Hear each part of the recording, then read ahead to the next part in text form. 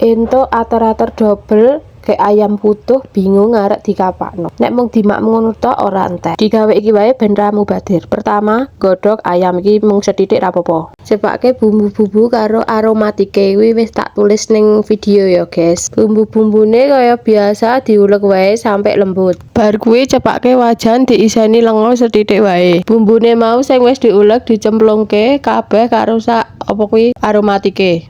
Terus ditumis, dioseng-oseng sampai pecah minyak nganti ora mambu bumbu mentah. Cemplungi banyu sethithik dimasak sampai umop. Nek wis tumisan bumbu mau dicemplungke ning nggon banyu godhogan ayam. Bumbone uyah, penyedap, gula, merica. Terakhir cemplungi rajangan loncang. Kuwahe wis mateng bar kuwi nyiapke ubo rampe liyane. Eneng rajangan kobis iki diblansir utawa digodhog sedelet. Terus tokolan iki ya digodhog sedelet. Bar kuwi ana soun iki ya digodhog. Aja suwe-suwe ndak, soune ling godhog aja suwe-suwe ndak kempuken. Ubo rampene selanjutnya adalah seledri iki dirajang, jeruk nipis ya dirajang. Nah, iki ayame disuwir-suwir ben le maem kepenak, ben le ngracik ya kepenak. Nek sambel iki mau ra kerekot intine meng bawang ro lombok. Wis kabeh, wis cemepak kabeh ubo rampe. Tinggal diracik sego sak cukupe, diwenehi soun, diwenehi kobis, diwenehi coklat, diwenehi loncang, kei ayam suwir, kei kuah. Wis siap dadi soto. Dimaem karo keceri jeruk nipis plus sambel. Wis ngono kuwi seger.